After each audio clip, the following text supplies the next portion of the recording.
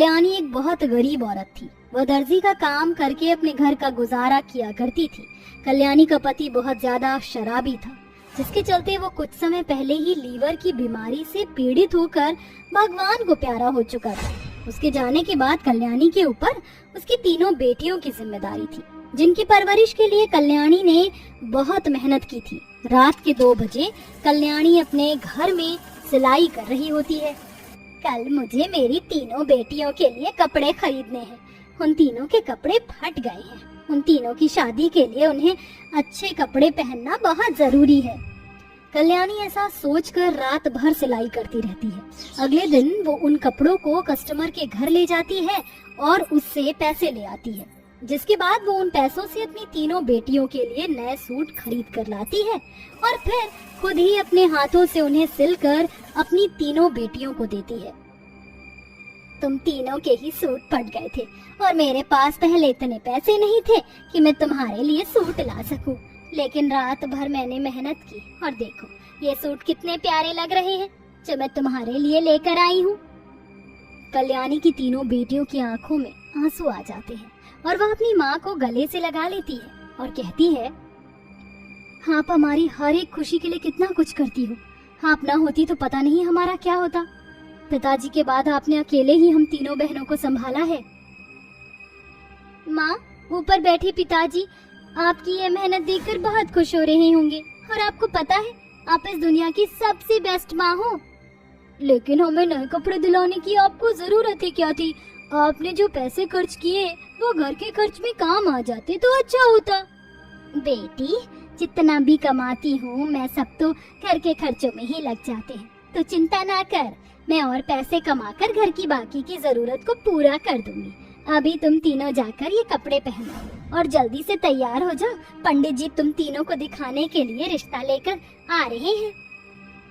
कल्याणी के कहने पर शिल्पा, संजना और कनिका तीनों ही तैयार होने के लिए चली जाती हैं, जिसके बाद पंडित एक गायत्री नाम की औरत को कल्याणी के घर पर ले आता है। आओ बहन जी, यहीं रहती है वो गरीब औरत जिसकी 3 बेटियां हैं और दर्जी का काम करके वो उनकी जरूरत को पूरा करती है। अरे बड़ी ही मेहनती औरत है और तीनों बेटियां भी बहुत काबिल हैं।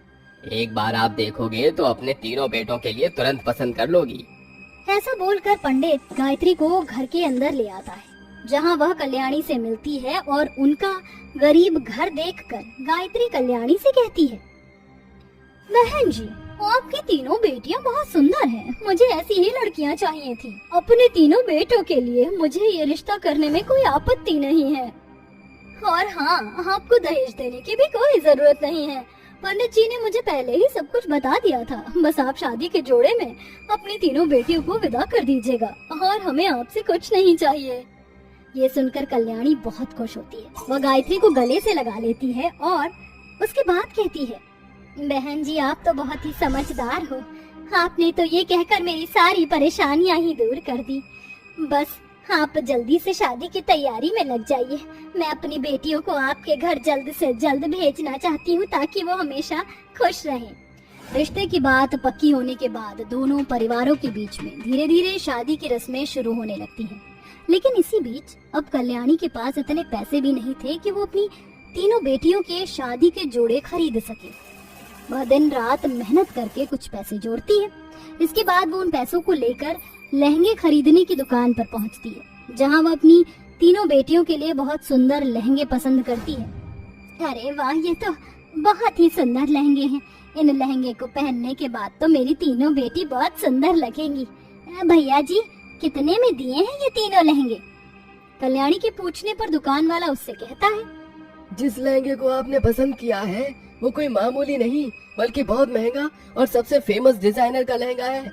और ये एक लहंगा पूरे 20,000 रुपए का है, यानी कि 3 लहंगे 60,000 रुपए के हो गए। इतने पैसों का नाम सुनते ही कल्याणी की आंखें खुली की खुली रह जाती हैं और वह दुकान वाले से कहने लगती है, बाप रे बाप, तुम्हारा दिमाग तो खराब नहीं हो गया है? इतने पैसों के सिर्फ और सिर्फ लहंगे? तुम लोगों ने तो लूट मचा कर रखी है। तुम जैसे लोगों की औकात ही नहीं है कि वो इस महंगे लहंगे को खरीद सके, इसलिए जिस जगह से उठकर आई हो वहाँ वापस लौट जाओ। जैसे चलते फिरते फकीरों से इतने महंगे लहंगे खरीदे नहीं जाएंगे और हाँ, अगली बार अपनी औकात देखकर किसी दुकान में जाना। दुकान वाले के इस तरह कहने पर कल्याणी को बहुत बुरा लगता है, लेकिन वो किसी से कुछ नहीं कह पाती और शर्मिंदा होकर वापस घर आ जाती है। वहीं वह सिलाई करते हुए रोने लगती है और रोते हुए अपने आप से कहती है, 2 दिन बाद मेरी बेटियों की शादी है और मेरे पास उन्हें पहनाने के लिए लहंगे तक नहीं है। मैं कितनी गरीब माँ हूँ, अब मैं क्या करूँ? क्या पहनाऊंगी अपनी बेटियों को उनकी शादी में? कल्याणी रोते हुए सिलाई कर रही होती है, लेकिन तभी सिलाई करते करते उसे एक ख्याल आता है। इतने महंगे लहंगे तो मैं जिंदगी में कभी नहीं खरीद पाऊंगी अपनी बेटियों के लिए, लेकिन हाँ, जब मैं खुद एक दर्जी हूँ तो मुझे लहंगे खरीदने की जरूरत ही क्या है। मैं अपनी तीनों बेटियों के लहंगे खुद भी तो बना सकती हूँ। कल्याणी के पास जो भी पैसे थे उनसे वह कपड़ा और कुछ सामान खरीद कर ले आती है। इसके बाद वह अपनी सिलाई मशीन पर बैठकर अपनी तीनों बेटियों के लिए लहंगे सिलना शुरू कर देती है।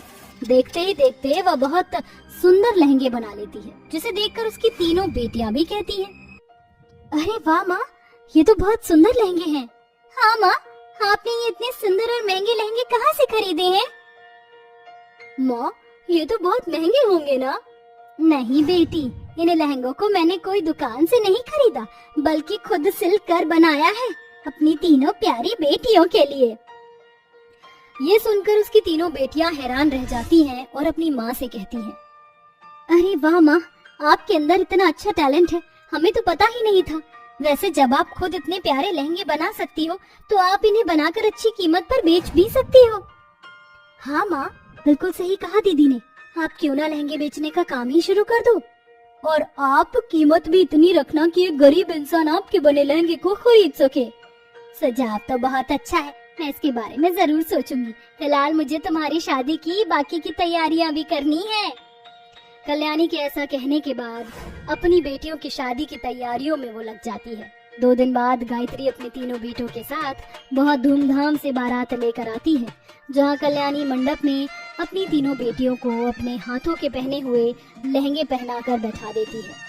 देखते ही देखते गायत्री के तीनों बेटों की शादी कल्याणी की तीनों बेटियों से हो जाती है और कल्याणी खुशी खुशी अपनी तीनों बेटियों को उनके ससुराल विदा कर देती है।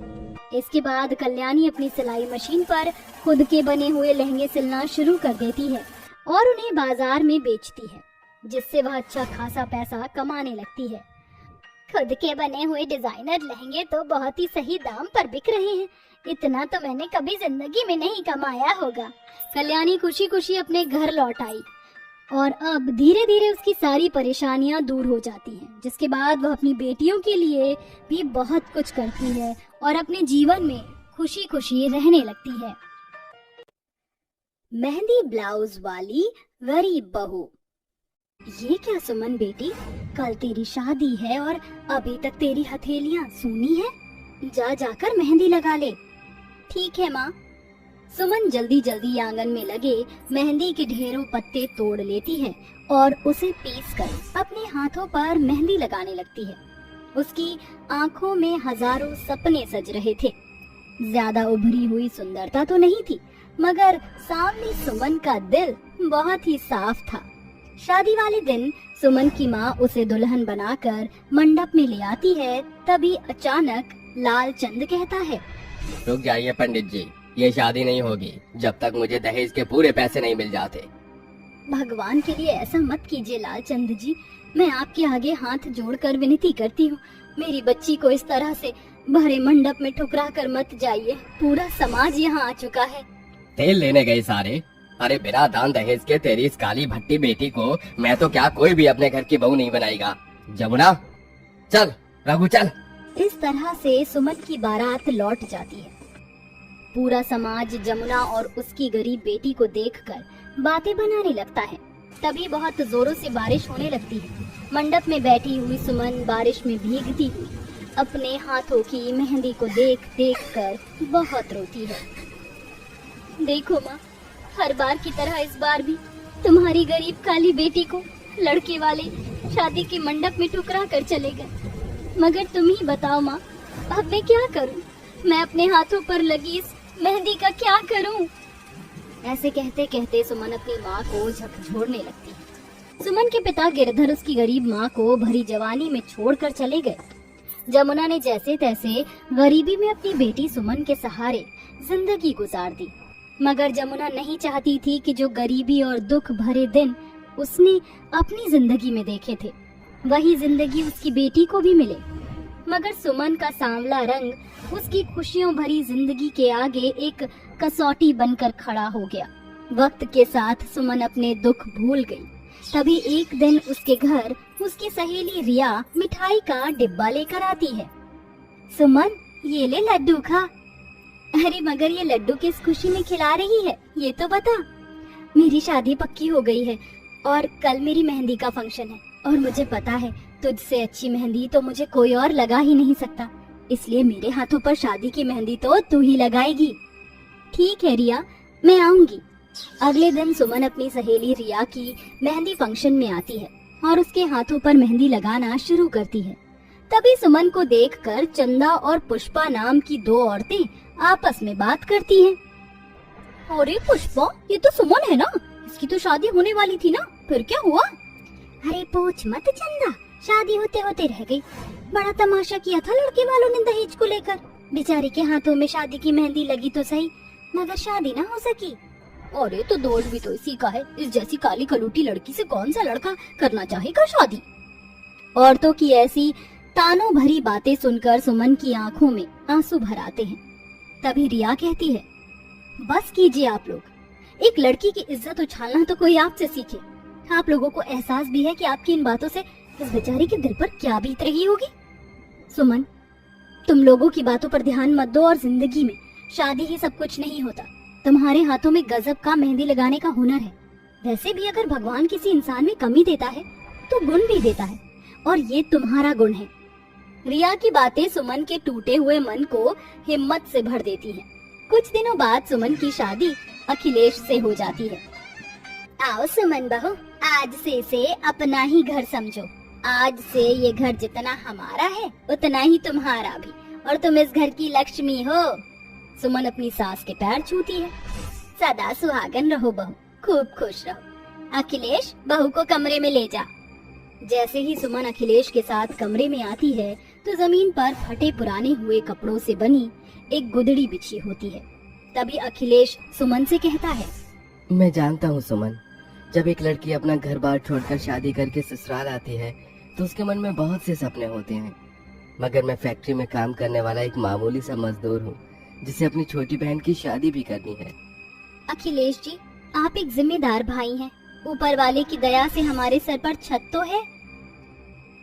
सुमन की अच्छाई अखिलेश का दिल जीत लेती है। वहीं कुछ दिनों बाद सुमन की ननद पूजा की शादी पक्की हो जाती है और गरीबी के चलते वह पूजा की शादी के लिए महंगा लहंगा नहीं खरीद पाते और थान के कपड़े से लहंगा सिलवाते हैं।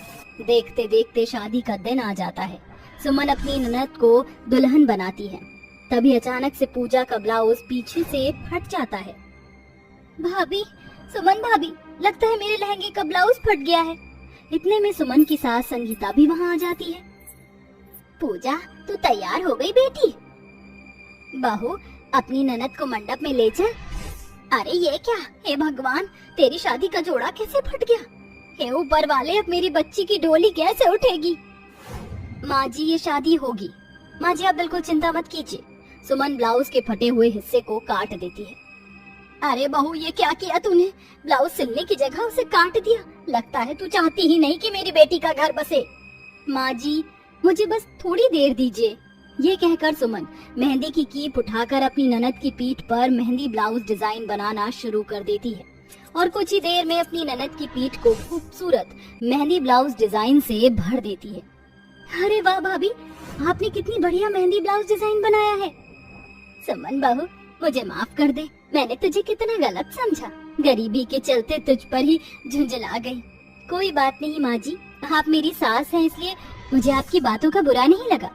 चलिए ननद जी को मंडप में ले चलते हैं। इसके बाद दोनों सास बहू पूजा को शादी के मंडप में ले आती हैं, जहाँ शादी में आई हुई औरतें और लड़कियाँ पूजा के मेहंदी ब्लाउज डिजाइन को देखती रह जाती हैं और शादी के बाद पूजा की विदाई हो जाती है। वहीं अखिलेश अपनी बहन की शादी के लिए कर्ज को उतारने में लग जाता है। जिस वजह से घर के हालात बड़ी ही गरीबी में गुजरने लगते हैं। तभी पायल नाम की अमीर लड़की मेहंदी ब्लाउज डिजाइन लगवाने के लिए ढूंढते ढूंढते उस गरीब बहू के घर आ जाती है। जी कहिए मैडम जी, किससे मिलना है? मुझे सुमन से मिलना है। मैं ही हूँ सुमन, बताइए मैडम जी। सुमन, सुना है तुम बहुत ही सुंदर मेहंदी ब्लाउज डिजाइन लगाती हो। मेरी शादी है और मैं अपनी शादी वाले दिन सबसे हटकर लगना चाहती हूँ, इसलिए तुमसे मेहंदी ब्लाउज डिजाइन बनवाने आई हूँ। ये देखो, मैं अपनी शादी का जोड़ा और ब्लाउज भी साथ लाई हूँ। देखकर बताओ कि इस पर कौन सा ब्लाउज डिजाइन सबसे अच्छा लगेगा। मैडम जी, आपका ब्लाउज आगे से डीप नेक डिजाइन वाला है, इसलिए आप पर सबसे अच्छी अरेबिक मेहंदी ब्लाउज डिजाइन लगेगी। ठीक है, तो सबसे पहले तुम मेरी मेहंदी ब्लाउज डिजाइन बना दो और फिर मेरे हाथ और पैरों पर ब्राइडल मेहंदी डिजाइन भी लगा देना। इसके लिए मैं तुम्हें 40,000 दूंगी। 40,000 यानी कि 40,000? कम है क्या? अच्छा चलो ठीक है, 40,000 नहीं तो 50,000 ले लेना, या फिर तुम ही बता दो क्या चार्ज करोगी। ये सुनकर गरीब बहू भरी हुई आंखों से कहती है, नहीं नहीं मैडम जी, पैसे कम नहीं है। मेहंदी तो मैं हमेशा से ही लगाती आ रही हूँ, मगर मुझ गरीब बहू ने इतने पैसे कभी एक साथ नहीं देखे।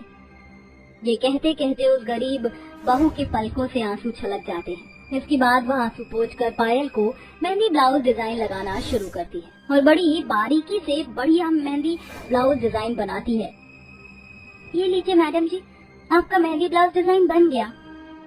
सुमन, क्या तुम मेरी मेहंदी ब्लाउज डिजाइन का एक पिक क्लिक कर दोगी? मैं भी देखना चाहती हूँ।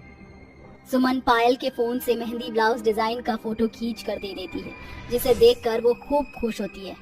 वाओ सुमन, कितनी बढ़िया मेहंदी ब्लाउज डिजाइन बनाया तुमने। सचमुच एक गरीब के जैसा टैलेंट किसी के पास नहीं। तुम बिल्कुल भी चिंता मत करना, मैं ये पिक सोशल मीडिया पर अपलोड करूंगी ताकि तुम्हारी कुछ मदद हो सके।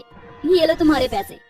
पायल उस गरीब बहू को उसकी मेहनत के बदले के पैसे देती है और वह मेहंदी ब्लाउज डिजाइन की फोटो सोशल मीडिया पर अपलोड कर देती है, जिसे कई सारी लड़कियां देखती हैं और उनमें भी वैसा ही ब्राइडल मेहंदी ब्लाउज डिजाइन बनवाने की ख्वाहिश बढ़ती है, जिसे अब सभी लड़कियां ढूंढते ढूंढते सुमन के घर तक आ पहुंचती हैं।